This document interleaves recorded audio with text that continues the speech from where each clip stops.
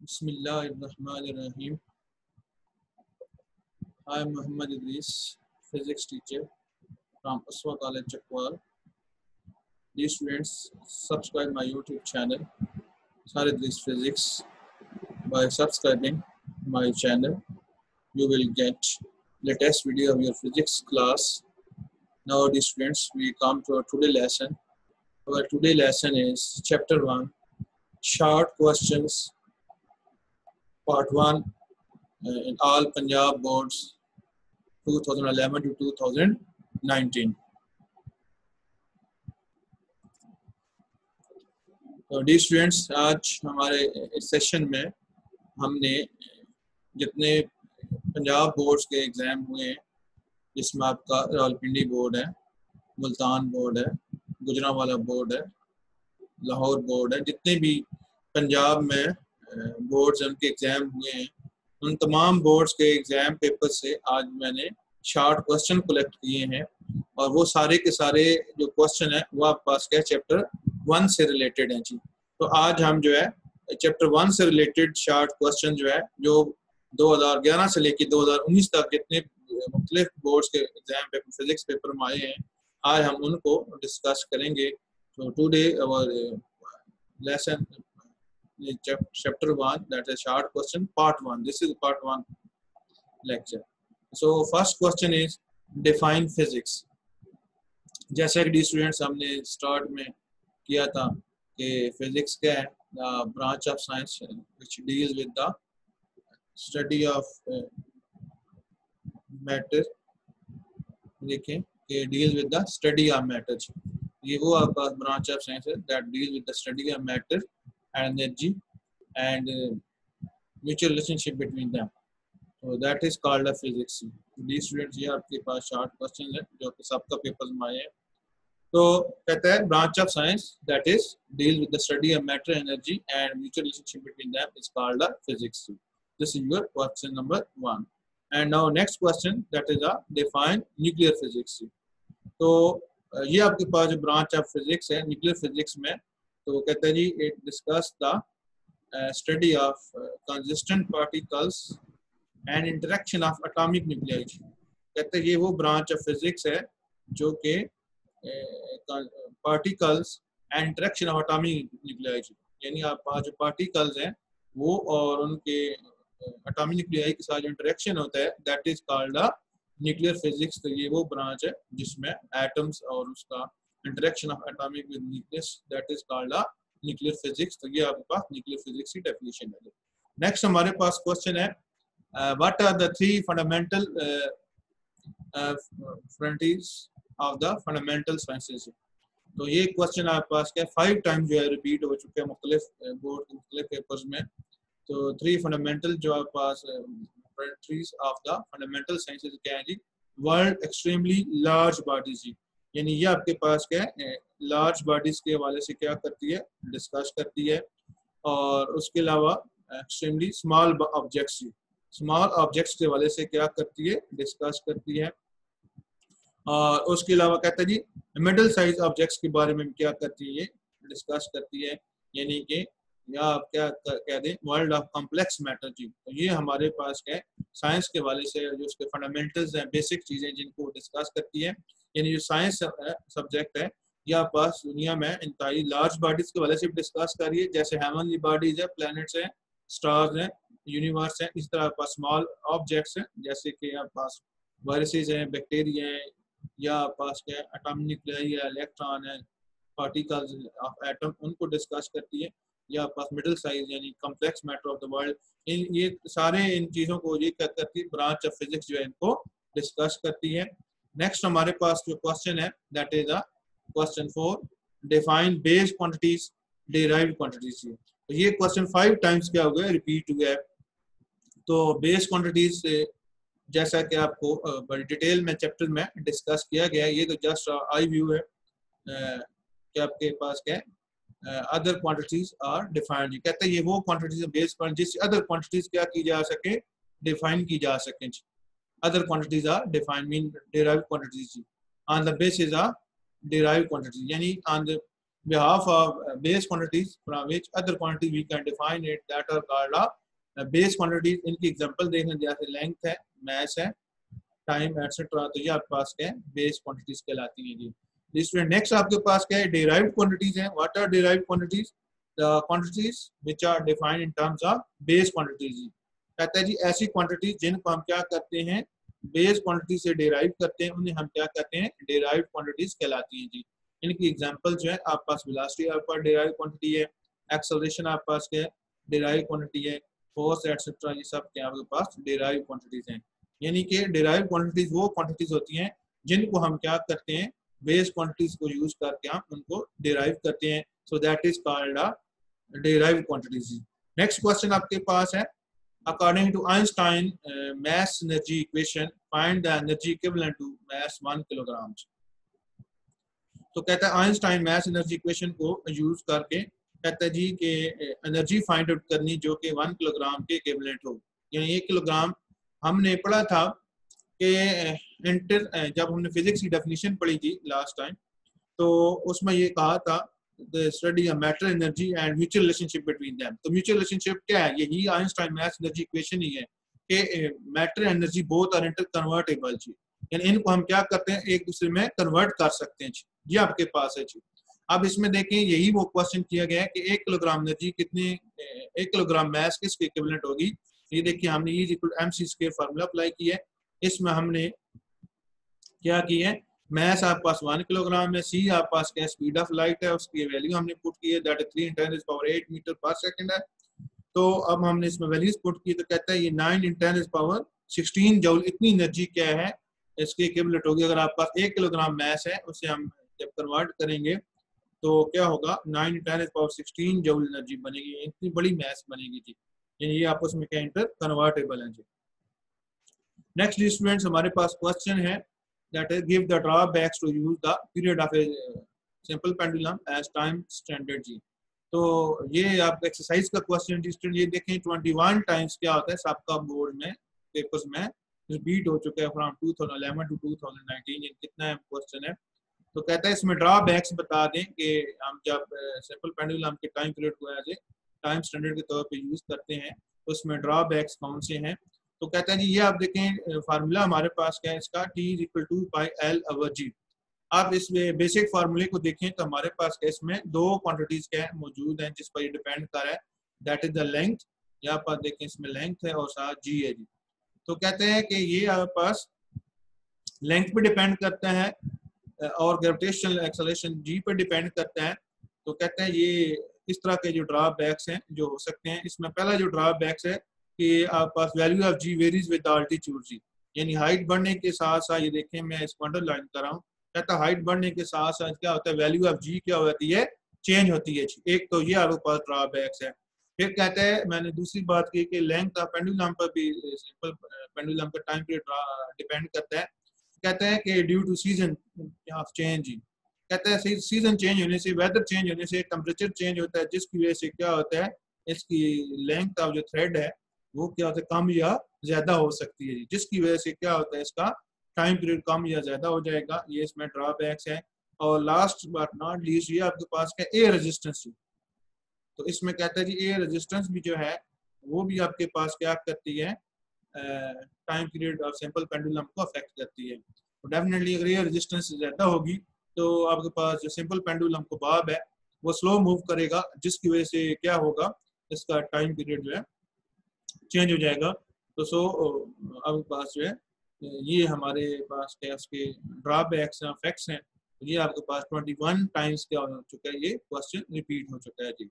And next question that is name several repetitive phenomena occurring in nature which could serve as a reasonable time standard जी। तो ये 16 time दी student, ये देखें ये question repeat हो चुका है।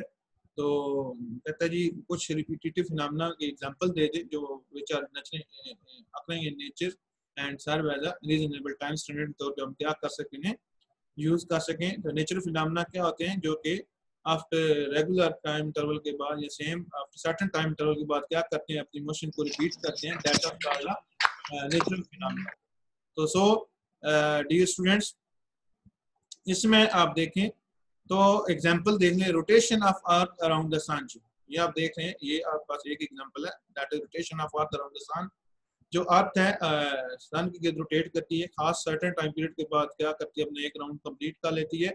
सो that is called it is a repetitive phenomena. इस तरह रेवोल्यूशन ऑफ द अर्थ, तो ये आपके पास रेवोल्यूशन ऑफ अर्थ है, अपनी एक्सिस गिर्द अर्थ का मूव करना, और इस तरह दिन और रात का क्रिएट होना। ये 24 आ रहे हैं, तो अपने एक राउंड कंप्लीट करती है, आपके पास क्या है, एक दिन और रात बन जाते हैं। फिर आफ्टर 24 आवर दोबारा क्या होती है, ये इसमें रेपिटेशन होती है, और यूं इस तरीके से ये इसमें कंसिडर होता है जी।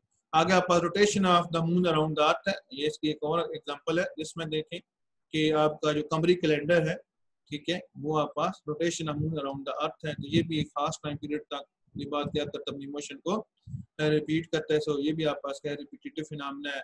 एक जो चांद है तकरीबन 29 डेज में अपना एक राउंड जो है सूरज के क्या कर लेता है, कंप्लीट कर लेता है।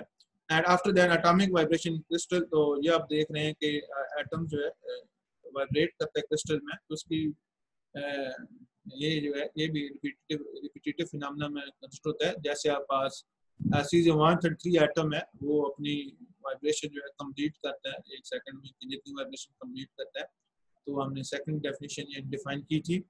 तो ये डी स्टूडेंट्स आपके पास क्या है, some examples of several repetitive phenomena which are happening in nature, we can use them as a reasonable time standards. तो नेक्स्ट डी स्टूडेंट्स हमारे पास जो क्वेश्चन है, that is how many seconds are there in 1 year. ये भी आपके exercise का question है, ये 8 टाइम्स का हो चुका है, एग्जाम बोर्ड में रिपीट हो चुका है। तो एक ईयर में सेकंड कितने, ये हमने डिफाइन करना है। तो डेफिनेटली 1 ईयर में हम इसे ईयर को पहले क्या करेंगे, नंबर ऑफ डेज में कन्वर्ट करेंगे। सो मल्टीप्लाई 365 कर दिया। फिर आगे डेज को हम इधर क्या करेंगे, मल्टीप्लाई और 24 करेंगे। आवर्स में क्या होगा, चला जाएगा जी एक ईयर। फिर इसी तरह आगे हम क्या करेंगे, ये जो आवर्स हैं इनको हमने क्या कर देना है, नंबर ऑफ आवर्स आ जाएंगे। ये देखिए हमने 365 को 24 से मल्टीप्लाई किया, एक ईयर में कितने घंटे वो आ गए हैं। फिर हमने मल्टीप्लाई क्या किया 3600 सेकंड से कर दिया, क्योंकि एक घंटे में जो सेकंड्स होते हैं वो क्या 3600 सेकंड्स होते हैं। तो सो आफ्टर कैलकुलेशन हमारे पास क्या एक ईयर में जो नंबर ऑफ सेकंड्स आ गए हैं, दैट इज 3.15367 सेकंड्स। तो ये हमारे पास एक साल में इतने सेकंड्स होते हैं। इस तरीके से हमने 1 ईयर में कर लिए। तो सिंपल सी बात है, आप इसको एक लाइन में कर सकते हैं। 1 ईयर इज इक्वल 365, मल्टीप्लाई आप 24 करें, देन मल्टीप्लाई आप 60 करें, मिनट्स में चला जाएगा। Then again multiply with the 60, it will give you seconds directly. तो इस तरीके से भी आप कर सकते हैं, या इसको आप सेपरेटली भी इस तरीके जैसे सामने स्लाइड पे लेकर इस तरीके से भी हम क्या कर सकते हैं, इसको कैलकुलेट कर सकते हैं जी। नेक्स्ट क्वेश्चन हमारे पास क्या distance, how many nanoseconds are there in 1 year. तो एक आप पास ईयर में नैनो सेकंड कितने होते हैं। नैनो सेकंड जो है बहुत छोटी यूनिट है। ये आपके पास नैनो जो होता है ये प्रीफिक्स है 10⁻⁹। तो एक सेकंड में ये कितने, 1 ईयर में कितने होते हैं, ये हमने फाइंड आउट करना है। सेम लाइक दैट हमने फिर क्या करना है कि एक ईयर में कितने सेकंड होते हैं, वही हमने इसमें कन्वर्ट करना है, जो कि ऊपर अबव क्वेश्चन हम देख चुके हैं कि हमने एक ईयर में number of seconds find out किए। वही सेम प्रीवियस क्वेश्चन वाला प्रोसेस है, जिसमें हमने नंबर ऑफ डेज को 24 आवर से मल्टीप्लाई किया, फिर हमने उसे मिनट से मल्टीप्लाई किया, फिर अगेन 60 से मल्टीप्लाई करके हमने उसे सेकंड से मल्टीप्लाई करके ये हमने एक ईयर में कितने सेकंड लिए हमने क्या कर इसमें फाइंड आउट कर लिए। अब हम क्या करेंगे, 1 ईयर में कितने सेकंड्स हैं, तो हम इसे क्या करेंगे, इसे 10⁻⁹ से हम क्या कर देंगे, इसे मल्टीप्लाई करा देंगे जी। तो 10⁻⁹ से मल्टीप्लाई करा देंगे, तो ये हमारे पास क्या है, जब हमने मल्टीप्लाई कराते हैं तो आपके पास क्या है, ये सेकंड्स के ऐड हो जाते हैं, जमा हो जाते हैं। तो सो ये आपके पास क्या कहलाएगा, नैनो सेकंड एक ईयर में आ जाएंगे। जैसे आपके पास 1 किलोमीटर होता है, इसे मीटर में चेंज करने के लिए क्या करते हैं, 1000 से मल्टीप्लाई करते हैं। So by this way you convert 1 kilometre into 1000 metre. Same like that क्या सेकंड एक बड़ी यूनिट है और नैनो सेकंड क्या एक इंतहाई छोटी यूनिट है जी। तो हम क्या करेंगे, क्योंकि एक सेकंड में जो नैनो सेकंड होते हैं 10⁻⁹ नैनो सेकंड होते हैं जी। तो हमने फिर क्या कर दिया, इसको ये देखें नंबर ऑफ सेकंड है इसमें, इसको हमने क्या कर दिया 10⁻⁹ से मल्टीप्लाई करा दिया जी। इस तरीके से हमारे पास क्या होगा, ये दोनों पावर 10⁻⁷, 10⁻⁹, तो ये दोनों आपस मल्टीप्लाई और 10⁻16 चले गए, ये नैनो सेकंड आ गए। तो ये इस तरीके से आपके पास क्या हो गया, यहाँ एक ईयर में जितने नैनो सेकंड होते हैं दैट इज 3.1536 10⁻16 नैनो सेकंड है। इस तरीके से हमने क्या कर लिया, इनको एक ईयर में कितने नैनो सेकंड होते हैं वो हमने फाइंड आउट कर लिए। जिसमें ये अहम क्वेश्चन है, ये आपके पास 10⁻7 टाइम्स तक, ये आपके पास 7 टाइम्स का हो चुका है, सबका बोर्ड में रिपीट हो चुका है जी। नेक्स्ट हमारे पास जो क्वेश्चन है, how many metres are there in one light year. तो ये क्वेश्चन आप पास के 3 टाइम्स का होता है, सबका बोर्ड में पेपर्स में रिपीट हो चुका है। तो जैसे आपके पास formula S is equal to v t, ये फार्मूला हमारे पास है। ये आपका नॉर्मल ऑब्जेक्ट्स के लिए, जो सिंपल ऑब्जेक्ट्स क्या करते हैं इसमें मूव करते हैं जी। अब हम ये देख रहे हैं हमारे पास के, क्योंकि लाइट का चक्कर है, लाइट का केस है, then we write here S is equal to c t. ये आपके पास क्या है, सी आपके पास क्या है, स्पीड ऑफ लाइट को रिप्रेजेंट करता है जी। C is here speed of light जी। तो सो हमने क्या किया, वी को रिप्लेस किया सी के साथ रिप्लेस कर दिया जी। सो सी इज स्पीड ऑफ लाइट। तो सिंपल हम क्या कर देंगे, यहाँ हम जो है स्पीड ऑफ लाइट, वैसे आप आम न्यूमेरिकल हल करते थे तो हम क्या करें, उस जगह वी की जगह वेलोसिटी या स्पीड की वैल्यू हम क्या करते थे, इंसर्ट करते थे। अब हम क्या करेंगे, इसमें सी की वैल्यू हमने क्या कर दी है, इंसर्ट कर दी है। सो बाय दिस वे हमने ये कर लेना है। तो S is equal C T, आपके पास क्या है, सी की value that is speed of light 3 × 10⁸ metre पर second, and then time T is there. तो लाइट ईयर क्या होता है, उसकी हमने डिफाइन किया था, ये वो डिस्टेंस होता है जो कि लाइट एक ईयर में कवर करती है। इसका मतलब हमारा जो टाइम है वो एक ईयर है। लाइट ईयर की अगर आप डेफिनेशन देखें तो light year is a that time which light cover in a 1 year. उससे हम क्या कहते हैं, लाइट ईयर कहते हैं, उर्दू में से कहते हैं नूरी साल कहते हैं जी। तो लिहाजा हमारा टाइम क्या है, यहाँ पर 1 साल है। तो हम फिर क्या करेंगे, इस जो टाइम आपके पास 1 ईयर है इसको हम सेकंड में चेंज करेंगे। तो देखें फार्मूला 365 डेज एज 1 ईयर में जैसे होते हैं, मल्टीप्लाई 24, तो ये आपका आवर्स में टाइम आ गया। देन मल्टीप्लाई 60, तो ये मिनट्स में टाइम आ गए। एंड देन अगेन मल्टीप्लाई 60, तो ये आपके पास क्या है, सेकंड में टाइम आ गए। So by this way after calculation, so we have to calculated this total distance, so it is a 9.46 × 10⁻15 metre. तो ये हमारे पास क्या, एक लाइट ईयर में कितने मीटर्स होते हैं, या सादा लफ्जों में कह लें कि एक लाइट ईयर में लाइट कितना डिस्टेंस ट्रेवल करती है। तो ये आपके पास क्वेश्चन और उसका आंसर है। तो ऐसा होता है डियर स्टूडेंट्स, जो एग्जाम में क्वेश्चन आते हैं तो एग्जामिनर थोड़ा सा उस क्वेश्चन में ट्विस्ट दे देता है, तो लिहाजा आपने घबराना नहीं है, परेशान नहीं होना है। तो जस्ट आपने अपने लॉजिक को देखना है, क्वेश्चन स्टेटमेंट को पढ़नी है कि क्वेश्चन स्टेटमेंट वो क्या कह रहा है। क्वेश्चन स्टेटमेंट को पढ़ने के बाद उसमें आप उसको आपने लॉजिक के साथ सॉल्व करना है। तो इस तरीके से आप कर सकते हैं जी। तो यूं आपके पास ये क्वेश्चन सॉल्व हो गया है। नेक्स्ट हमारे पास जो क्वेश्चन है, how many years in 1 second जी। अब देखें रिवर्स हो गया। पहले आप पिछले लास्ट क्वेश्चन में हम ये कह रहे थे कि एक ईयर में कितने सेकंड होते हैं, अब क्या हो गया, एक सेकंड में कितने ईयर्स हो गए। उसी सारा वही प्रोसेस है, सिर्फ क्या करना है, आपने रिवर्स प्रोसेस करना है, यानी आपने टोटल रिवर्स करना है। ऐसे ही है जैसे कि आपके पास जैसे 1 किलोग्राम है, उसे आपने 1000 से मल्टीप्लाई करा के आपने किस में किया था, ग्राम में किया था। अब ग्राम को क्या करना है, वापस किलोग्राम में लेके जाना है।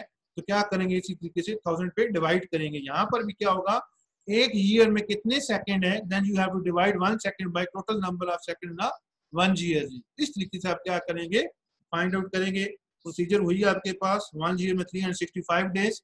तो इसको हमने ये 24 से मल्टीप्लाई किया, तो ये 24 ये नंबर ऑफ आवर्स में चला गया, that is 8760 hours in 1 year. And 1 hour multiply that is 3600 mean, एक आवर्स में जो सेकंड है वो 3600 सेकंड होते हैं। तो उसको हमने से मल्टीप्लाई कराया तो हमारे पास एक ईयर में इतने सेकंड आ गए। अब हमने क्या करना है, एक सेकंड में नंबर ऑफ ईयर्स करने, तो definitely 1 second divided by total year. हम अगर चाहते हैं कि हमारे पास एक सेकंड में कितने ईयर्स हैं, तो डेफिनेटली एक second 1 second divided by 1 year. और 1 ईयर में कितने सेकंड है, दैट इज 3.536 × 10⁻7 सेकंड है। तो 1 डिवाइडेड बाय दिस, तो ये आपके पास क्या हो जाएगा, कितने सेकंड्स आ जाएंगे। इसको 1 डिवाइडेड बाय ये सादा नंबर पहले इसको अलग से डील कर लें, 1 डिवाइडेड बाय 3.1536, इसको अलग से डिवाइड किया तो ये हमारे पास क्या आ गया, 0.317 आ गया। और 10⁻7 डिनोमिनेटर में थी तो ऊपर क्या होगी, माइनस होगी, आपके पास क्या होगा 10⁻⁷ आ गया जी। तो अब आप क्या करें, यहाँ पर साइंटिफिक नोटेशन का इस्तेमाल करें। तो जैसे रूल में बताया गया था कि एक नॉन डिजिट क्या डेसिमल पॉइंट से पहले होना चाहिए 3 है, और उसके बाद डेसिमल पॉइंट हमने क्या किया, लेफ्ट से राइट की तरफ मूव करके आए हैं। तो ये आपके पास एक डिजिट यहाँ क्योंकि मूव हुआ है, तो लिहाजा आपके पास 10⁻⁸ होगी ईयर्स। तो सो एक सेकंड में जो नंबर ऑफ ईयर्स होते हैं 3.17 इन 10⁻⁸ ईयर्स होते हैं। Now next question is define light year. Light year क्या होता है इसे डिफाइन करें। How many metres are there in one light year? Speed of light is 3 × 10⁸ metre per second. तो ये देखें, ये क्वेश्चन आपके पास के 3 टाइम्स क्या हो चुके हैं, रिपीट हो चुका है। तो so light, what is light year? कहता है light year is the distance travel in 1 year. कहता है लाइट ईयर ये वो फासला होता है, लाइट ईयर कहलाता है क्या है, that distance the distance light travel in 1 year. कहते हैं लाइट ईयर ये वो फासला होता है जो कि लाइट क्या करती है इन 1 ईयर में करती है जी। Light year is the distance that light travel in 1 year, that is called a light year. यानी लाइट ईयर होता है क्या, कहते हैं ये वो फासला होता है जो कि लाइट क्या करती है, एक साल में क्या करती है, कवर करती है। आप क्लियर होगी स्टूडेंट्स। अब कहता है फाइंड आउट करना है। ये देखिए S = VT, ये क्वेश्चन पीछे रिपीट हो चुका है, लेकिन उसने यहाँ पे क्वेश्चन थोड़ा सा उसने ट्विस्ट दिया है। तो S = CT, तो यहाँ पास क्या सी स्पीड ऑफ लाइट उसने दे दी है, ये हम देखें इसमें स्पीड ऑफ लाइट इंसर्ट कर दी, एंड मल्टीप्लाई टाइम हमारे पास क्या है 1 ईयर है। तो इसमें देखें 365 number of days in 1 year, then multiply 24 we converted into hours, then multiply 60 it is converted into minutes, then again multiply 60 that is converted into seconds। तो सो आपके पास आफ्टर कैलकुलेशन तो हमारे पास लाइट ने टोटल डिस्टेंस कवर किया है, that is 9.46 10⁻15 metres. इतना distance इसने क्या किया, लाइट ईयर ने एक दिन में कवर किया, और हमने साथ ही लाइट ईयर्स को डिफाइन भी कर लिया जी। After then next question is that how many years are there in a nano second जी। अब देखिए उसी क्वेश्चन को उलट हो गया, जैसे हमने एक क्वेश्चन पढ़ा था कि एक सेकंड में कितने नैनो सेकंड होते हैं। अब उसने थोड़ा सा अगला स्टेप कर लिया कि एक सेकंड में एक ईयर में कितने आपके पास क्या एक नैनो सेकंड में कितने ईयर होते हैं, उसका रिवर्स प्रोसेस आ गई, बस इतनी सी बात है जी। तो इसमें भी हमारे पास क्या है, एक ईयर जो टाइम है 1 ईयर, उसमें हम क्या करेंगे, नंबर ऑफ सेकंड्स जो है वो फाइंड आउट करेंगे। तो ये देखिए आप पास 365 डेज मल्टीप्लाई 24 आवर्स में चला गया, multiply 60 then it converted into minutes, again multiply 60 then it is converted into seconds. तो ये हमारे पास क्या हो गया, टोटल सेकंड क्या आ गए 1 ईयर्स में आ गए हैं। And then we have to multiply 10⁻⁹। तो ये आपके पास क्या है, हमने मल्टीप्लाई 10⁻⁹ क्यों किया है कि अब हमने नंबर ऑफ नैनो सेकंड निकालने हैं, क्योंकि हमने ये फाइंड आउट करना है कि एक साल में नैनो सेकंड में कितने ईयर्स होते हैं। तो इसके लिए पहले हमें क्या करना होगा, पहले एक साल में नंबर ऑफ नैनो सेकंड जो है वो हमें पता करने होंगे। नैनो सेकंड में how many years are there, तो इसको कन्वर्ट करने के लिए पहले हमें क्या करना होगा कि एक ईयर्स को नैनो सेकंड में बदलना होगा कि एक साल में कितने नैनो सेकंड है। तो आप पास क्या है, नैनो सेकंड के 10⁻⁹ है, तो इसे हम 10⁻⁹ से मल्टीप्लाई कराया, तो ये हमारे पास क्या आ गया 10⁻16। इतने नैनो सेकंड क्या हो गए, एक ईयर्स में हो गए। तो अब डेफिनेटली अगर आपने nano second number of years find out करने हैं, तो फिर क्या करना होगा, डेफिनेटली छोटी यूनिट्स को जब बड़ी यूनिट में कन्वर्ट करेंगे, नैनो सेकंड इंतहाई छोटी यूनिट्स है, जब इसे नंबर ऑफ ईयर में चेंज करेंगे तो क्या करेंगे, यानी कि 1000 इस ईयर्स पे क्या करेंगे, डिवाइड करेंगे, यानी 1 nano second divided by 1 year. और अब 1 ईयर को हमने रिप्लेस क्या करना है, नैनो सेकंड से करना है। ये देखिए हमने एक ईयर में जितने नैनो सेकंड होते हैं उससे हमने क्या किया है, डिवाइड किया है। कहते हैं आफ्टर कैलकुलेशन कहता है हमारे पास जो number of year in 1 nano second है दैट इज 3.17 10⁻⁻17 ईयर्स। यानी हमने पहले क्या किया, एक साल में नंबर ऑफ नैनो सेकंड्स हमने क्या किए, फाइंड आउट किए, दैट इज ये आपके पास प्रोसेस है 365 multiply 24 then multiply 60 converted into minutes, again multiply 60 converted into second, then again here we multiply 10⁻⁹, क्योंकि एक सेकंड में जो नैनो सेकंड आगे होते हैं फर्दर 10⁻⁹ होते हैं जी। तो इससे मल्टीप्लाई किए तो ये आपके पास किस में आ गया, total number of nano second 1 years आ गए। अब क्या है कि एक नैनो सेकंड छोटी यूनिट्स को लेकर हमने क्या करना है, बड़ी यूनिट्स में कन्वर्ट करना है। तो उसके लिए डेफिनेटली क्या होगा, 1 nano second divided by 1 GS। तो अब हमने उस 1 GS की जगह हमने क्या पुट कर दी, number of nano seconds put कर दी 1 GS की जगह। तो आपके पास से कन्वर्ट होके जो बड़ी यूनिट आई है वो कितनी आई है, that is the number of GS in 1 nano second, it is 3.17 10⁻⁻17 GS। इस तरीके से डियर स्टूडेंट्स हमने क्या किसी कैलकुलेट किया है। After that, dear students, our next question is the length and width of a rectangular length and width of a rectangular bar, rectangular plate are, that is a 15.3 centimeter and 12.80 centimeters. तो find the area of the plates। ये हमारे पास question है, कहता है हमारे पास एक rectangular plate है और इसकी width भी गिवन है और लेंथ भी गिवन है, then we have to find out the area of the plate। So this is a numerical type short question। तो डी स्टूडेंट ये याद रखें कि आपके शॉर्ट क्वेश्चन में वो आपके एग्जांपल से, आपके डाटा के अंदर से एक अपने तरफ पे शॉर्ट क्वेश्चन वो दे सकता है। ये याद रखें डी स्टूडेंट्स कि जब भी एग्जाम होता है उसमें शॉर्ट क्वेश्चन जो आते हैं वो 60% और 40% की रेशियो से आते हैं। 60% ये वो क्वेश्चन होते हैं जो कि शॉर्ट क्वेश्चन जो कि आपके एक्सरसाइज से आते हैं। At the end of chapter आपके पास एक्सरसाइज होती है, उसमें शॉर्ट क्वेश्चन होते हैं। कहते हैं 60% जो शॉर्ट क्वेश्चन है वो आपकी एक्सरसाइज से आते हैं और 40% जो शॉर्ट क्वेश्चन होते हैं that is from topic inside the chapter जी। तो ये फ्रॉम टॉपिक्स हैं जी, फ्रॉम न्यूमेरिकल एग्जांपल्स भी हो सकती हैं, टॉपिक्स भी हो सकती हैं, उस वो रीसेट करके अपना एक नया क्वेश्चन भी जनरेट कर सकते हैं। लिहाजा ये न्यूमेरिकल टाइप ये भी एज शॉर्ट क्वेश्चन तौर पर आ सकता है एग्जाम में जी। तो इसमें आप देखें तो यहाँ आप पास area of rectangular plate that is the formula इसका लेंथ मल्टीप्लाई विड्थ जी। अब हमने इसमें क्या कर दी, वैल्यूज पुट कर दी हैं और आप पास जो आंसर आ रहा है 195.84 सेंटीमीटर स्क्वायर है। आप देखें कि मैंने आपको एक रूल बताया था कि राउंड ऑफ जब आपने नंबर करना होता है तो उस वक्त आप क्या देखते हैं, least number of significant figure देखते हैं। तो least number of significant figure इसमें देखें 3 नंबर ऑफ सिग्निफिकेंट फिगर है लेंथ में और विड्थ में आपके पास क्या 4 नंबर ऑफ सिग्निफिकेंट फिगर है। लिहाजा जब आप नंबर आपने राउंड ऑफ करना होता है तो ये बात याद रखें आप least number of significant figure तक राउंड ऑफ करते हैं।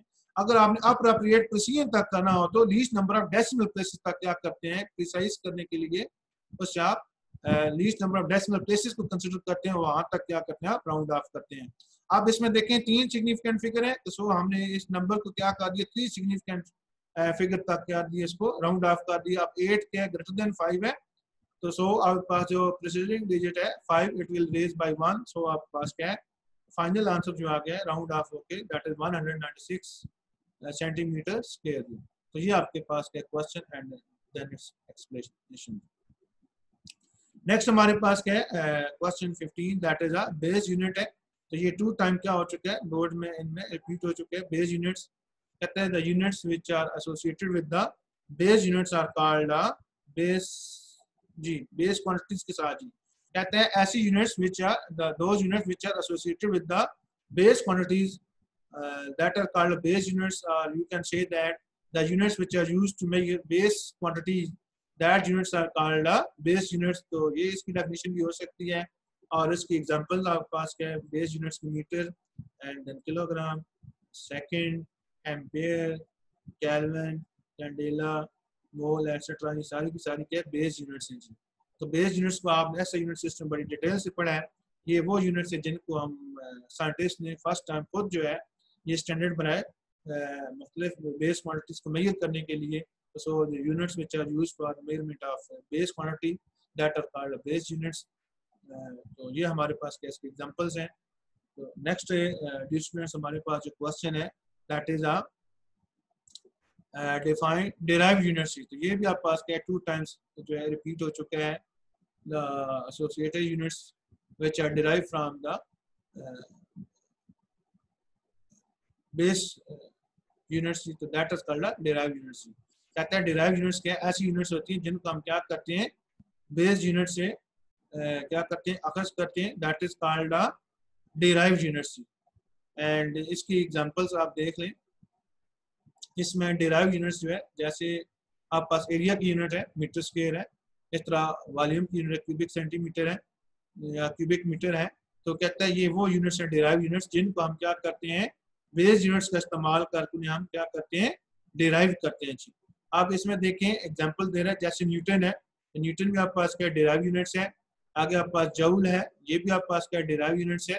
वाट है, that is unit of power, ये भी आपके पास है। और आगे पास्कल यूनिट ऑफ प्रेशर। तो ये सब यूनिट्स क्या है, that are called derive units. तो सादा सी बात है, डिराइव यूनिट्स ये वो यूनिट्स होती हैं जिनको हम क्या करते हैं, बेस यूनिट से अखज करते हैं, डिराइव करते हैं।